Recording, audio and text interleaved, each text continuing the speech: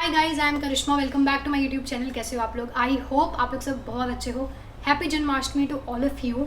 And इतने सही मौके पे SBI PO का नोटिफिकेशन आया है एंड हम लोग एक्सपेक्ट भी नहीं कर रहे थे। SBI PO का नोटिफिकेशन जैसे पिछले 2-3 साल से देखे हैं, हम ट्रेंड देख रहे हैं कि अक्टूबर के करीब में आता है, तो वही एक्सपेक्टेड था कि SBI क्लर्क पहले आएगा और उसके बाद SBI PO आएगा। बट सिमिलर डे पे SBI PO आया, उसके बाद RBI असिस्टेंट के नोटिफिकेशन आने की भी एक इन्फॉर्मेशन हमें मिल चुकी है। तो इतने सारी अपॉर्चुनिटीज़ हमारे पास हैं। अभी IBPS PO के लिए ऑलरेडी आप प्रिपेयर कर रहे हो, IBPS क्लर्क दे चुके हो, तो वो सारा पैटर्न जो आप ऑलरेडी फॉलो कर रहे थे वो आपको इतना बेनिफिट देने वाला है। And this examination is a dream job of so many aspirants.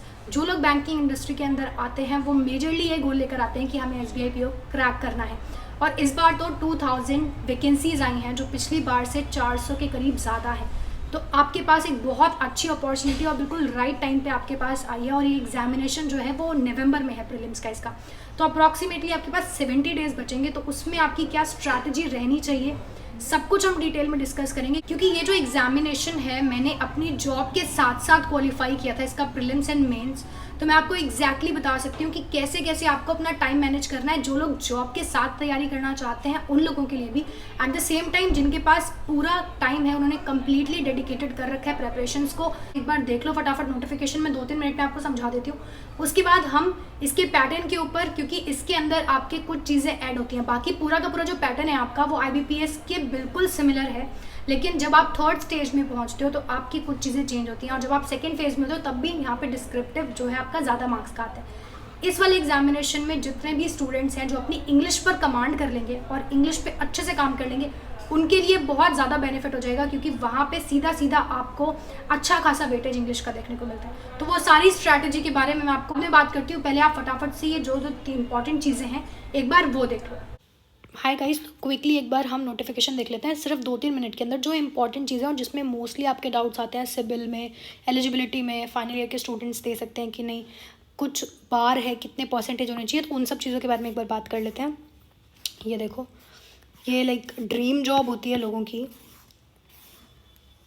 तो ये रिक्रूटमेंट आपका जो एप्लीकेशन है वो 7 तारीख से ही शुरू हो गई है और 27 तारीख तक है। बट मेरा सजेशन आपको होगा 1-2 दिन रुक जाओ, सारी चीज़ें पता करके। अगर आपने कोई सर्टिफिकेट बनवाना है या कुछ भी ऐसी चीज़ें हैं के बाद आप एटलीस्ट 3-4 दिन बाद ही अप्लाई करना। तो 10 तारीख के बाद अप्लाई करना शुरू कर देना। लास्ट डेट का वेट कोई नहीं करेगा, लास्ट डेट का वेट नहीं करना, हमने पहले ही अप्लाई करना है, ठीक है। सिविल का इम्पॉर्टेंट रोल है। अगर आपने कुछ डिफ़ॉल्ट कर रखा है या आपकी सिविल स्कोर कम है, तो यहाँ पर वो आपको, जैसे आपने मेंस प्री क्लियर किया, फिर आपने मेंस क्लियर किया, इंटरव्यू के बाद वो आपका सिविल स्कोर चेक करते हैं। और अगर आपका सिविल सही नहीं है, कहीं एडवर्सली रिफ्लेक्ट करता है, तो आपका जो प्रोविजनल ऑफ़र है वो कैंसिल हो जाता है, ठीक है। तो सब लोग अपना चेक कर लेना सिविल कि आप लोगों का किस तरह का सिविल है, क्या आ रहा है, कुछ आपके डिफ़ॉल्ट्स वगैरह तो नहीं है उसमें, सब चीज़ें चेक कर लेना आप, ये काफ़ी इंपॉर्टेंट है।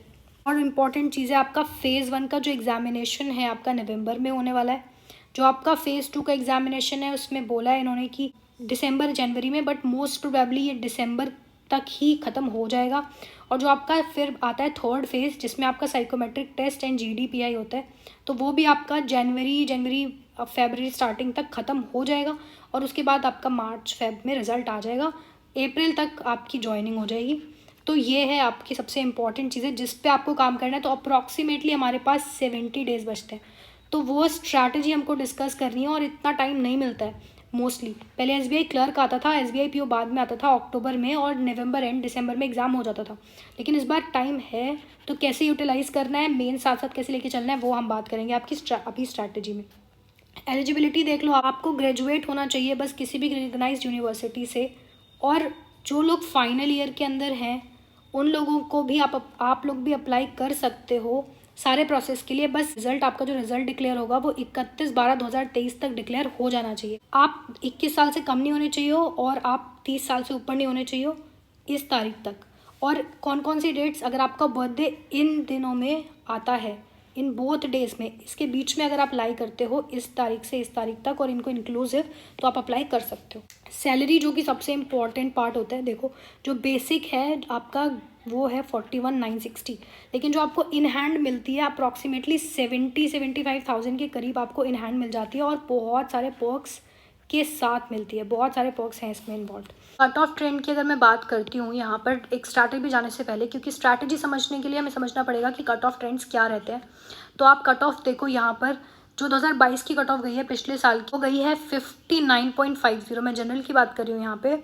2021 में ये कट ऑफ थी 63 जब मैंने एग्ज़ाम दिया है। 2020 में ये कट ऑफ थी 58.50, इस टाइम में मैंने प्रीलिम्स क्वालिफाई किया था। और 2019 में ये कट ऑफ बहुत ज़्यादा थी क्योंकि उस बार पेपर बहुत ईजी आया था, ठीक है। तो ये कट ऑफ थी काफ़ी ज़्यादा कम। तो अप्रॉक्सीमेटली आप मान के चल सकते हो कि यहाँ पे अगर आप देखोगे तो 60 के करीब मतलब कट ऑफ आपकी रहती है। तो आपको उसी हिसाब से टारगेट भी करना है। आपको मॉक्स में तो आपको एटलीस्ट टारगेट करना है कि आप 570 प्लस मार्क्स ही टारगेट कर रहे हो, ठीक है। और मेंस में अगर हम बात करते हैं आपकी कट ऑफ की, तो जैसे मैंने आपको बताया कि 2022 में जो कट ऑफ है वो 88.93 के करीब गई थी। सबसे पहले स्ट्रैटेजी की बात करनी है ना, तो इस एग्जामिनेशन का पैटर्न देखो एक बार क्या है। आपके पास 3 फेजेस हैं इस एग्जामिनेशन में। आपके पास यहाँ पे प्रीलिम्स है। जो प्रीलिम्स है आपको 100 मार्क्स का मिलता है, 60 मिनट्स मिलते हैं, जिसमें कि आपको इंग्लिश देखने को मिलता है, आपको रीजनिंग देखने को मिलता है, आपको क्वांट देखने को मिलता है इसमें। फिर इसके अंदर कोई सेक्शनल कट ऑफ नहीं होती है, सबसे इंपॉर्टेंट बात। ना तो सेक्शनल कट ऑफ आपकी प्रीलिम्स में है ना आपकी मेंस में है। इनटू 10 टाइम्स जो स्टूडेंट हैं आपके, जो नंबर ऑफ वैकेंसीज हैं वो आपके बुलाए जाते हैं मेंस के लिए। अब मेंस में बात करें तो मेंस में आपको रीजनिंग, क्वांट्स का जर्नल अवेयरनेस एंड आपका लास्टली इंग्लिश, और उसके बाद आपका डिस्क्रिप्टिव होता है। डिस्क्रिप्टिव जो है आपका 50 मार्क्स का होता है, जहां IBPS में 25 मार्क्स का होता है, यहाँ आपका 50 मार्क्स का होता है। अब बात करते हैं हम लोग अपनी स्ट्रैटेजी की प्रॉपर्ली। देखो सबसे अच्छी बात तो ये है कि इतने राइट टाइम पर ये एग्जामिनेशन आया है कि जो तैयारी आपकी ऑलरेडी है और ये जो इसमें तैयारी आप करोगे वो आपको हेल्प करेगी आगे आने वाले एग्जामिनेशंस में भी, और जो एग्जामिनेशन आपके अब आगे कंडक्ट होंगे। IBPS PO आप लोग दोगे, उसका मेंस भी आएगा। तो कोई भी ना सबसे पहली बात तो ये नहीं सोचेगा कि अभी सिर्फ मुझे प्रीलिम्स करना है, मेरे पास 70 डेज के करीब है, मैं प्रीलिम्स तैयार करता हूँ। प्रीलिम्स और मेंस आपको आज ही से शुरुआत करनी है उसकी, और वो कैसे आप करोगे, साथ में कैसे करोगे, उसकी मैं एक सेपरेट वीडियो बना दूंगी। अभी आपको यहाँ से शुरुआत करनी कैसे है वो मैं आपको बता देती हूँ। सबसे पहली बात तो आपने बहुत अपनी इंग्लिश पे काम करना है। अब वो मैं इसलिए बोल रही हूँ क्योंकि मैं आपको ऑलरेडी बता चुकी हूँ इस एग्जामिनेशन में इंग्लिश का कितना मेजर रोल है। वो आप कैसे करोगे, आपको रोज़ एक वोकैब, एक ग्रामर का रूल और कुछ क्वेश्चंस आपको रोज़ प्रैक्टिस करना है, और जो चीज़ें आप पढ़ रहे हो ना उसको इम्प्लीमेंट करना है, ठीक है। जैसे मैं आपको एरर डिटेक्शंस बोलती हूँ, आपको वो करनी है, आपको रीडिंग करनी है एक, है ना। कोई एक टॉपिक उठाओ आप ग्रामर का, वो एक वीडियो से देख लो और उसके बाद उसको बस इम्प्लीमेंट करो अब जब आप मॉक टेस्ट दोगे। क्योंकि मॉक टेस्ट एक ऐसा तरीका है कि जो भी आप पढ़ रहे हो वहाँ इम्प्लीमेंट करके देख सकते हो कि कितना सही जा रहा है, उसके एनालाइज करके। तो मॉक टेस्ट का लिंक मैं आपको डिस्क्रिप्शन में दे रही हूँ, प्रैक्टिस मॉक के।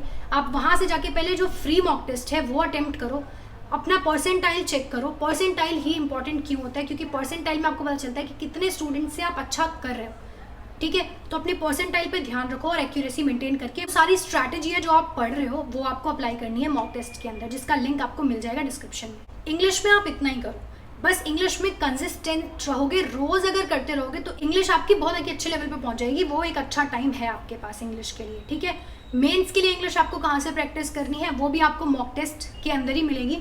दूसरा, जब आप रीडिंग कर रहे हो ना, तो वो जो एडिटोरियल का पार्ट होता है, जब आपकी एक बार इंग्लिश अच्छी हो जाएगी, रीडिंग स्किल्स अच्छी हो जाएंगी, जब एडिटोरियल पढ़ोगे वो आपको हेल्प करेगी इंग्लिश मेंस के लिए। और तीसरी एक चीज़ कि यूट्यूब पर देखो, अदरवाइज प्रीवियस ईयर के जो क्वेश्चन पेपर्स हैं आपको गूगल पे सर्च करोगे वहाँ मिल जाएंगे, आप वो करो। और रीजनिंग में आपको क्या करना है, सबसे पहले तो आपको पजल्स से अपना डर बिल्कुल खत्म करना है। और पजल्स आपको कोशिश करनी है कि जिन पजल्स में आपको 4-5 मिनट्स लग रहे हैं वहाँ से उस टाइम को रिड्यूस करके आप 2 से ढाई मिनट पर लेकर आओ, और ये बिल्कुल पॉसिबल है।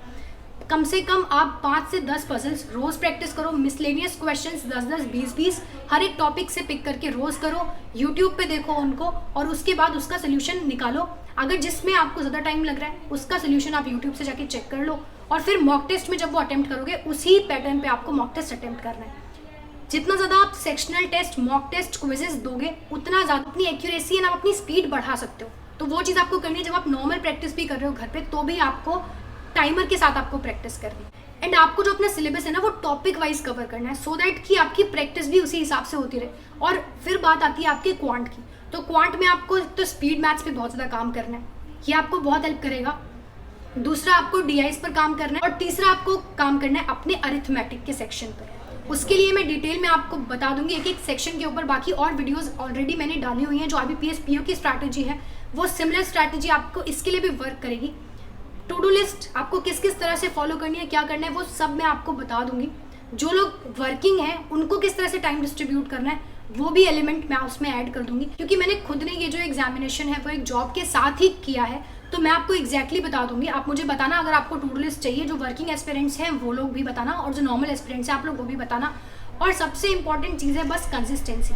अगर आप कंसिस्टेंट रह गए और आपने रोज जो मैं चीजें आपको बोल रही हूँ बस रोज उतना उतना करते गए, और मेंस की तैयारी डे 1 से आप करते रहे, और चाहे आप मेंस का सिर्फ एक एक क्वेश्चन कर रहे हो, चाहे वो रीजनिंग से हो, चाहे वो क्वांट से हो, अरिथमेटिक से हो, बट अगर कंसिस्टेंटली आपने एक एक दिन भी निकाल के रोज मेंस आपने कर लिया, प्रीलिम्स कर लिया, जो कि आपको बाकी आने वाले सारे एग्जामिनेशंस में हेल्प करने वाला है, तो फिर आप एग्जामिनेशन निकालने के बहुत ज़्यादा करीब हो जाओगे। और अभी तो आपके पास इतनी सारी अपॉर्चुनिटीज़ हैं कमिंग 4-5 मंथ्स में कि अगर एक भी चीज़ आपसे फॉर एग्जाम्पल एक एग्जामिनेशन मिस होता है तो दूसरा एग्जामिनेशन बिल्कुल सेम पैटर्न पे है, तो आपको वहाँ बेनिफिट मिलने वाला है। तो आप लोग बस पढ़ते रहो। तो पूरी प्रिपरेशन आपको प्रीलिम्स की और मेंस की साथ में कैसे करनी है, टू डू लिस्ट क्या होगी एस्पिरेंट्स के लिए नॉर्मल, और जो वर्किंग एस्पिरेंट्स हैं उनके लिए, मैं आपको जल्दी बता दूंगी। तब तक अपना ध्यान रखो। और बस अगर कोई डाउट्स हैं आपको कुछ पूछना है तो कमेंट्स कर दो। टेलीग्राम ज्वाइन कर लो अगर नहीं किया है, वहाँ पे हम लोग PDF शेयर करते हैं। कम्युनिटी टैब पर रोज GA के क्वेश्चंस आते हैं आपके, तो आपकी GA की तैयारी वहाँ से भी होगी। साथ साथ GA की तैयारी आपको डेली करनी है, वो कैसे करनी है वो मैं आपको टू डू लिस्ट के अंदर बता दूंगी। तब तक बस अपना ध्यान रखो और पढ़ते रहो। चलो बाय बाय।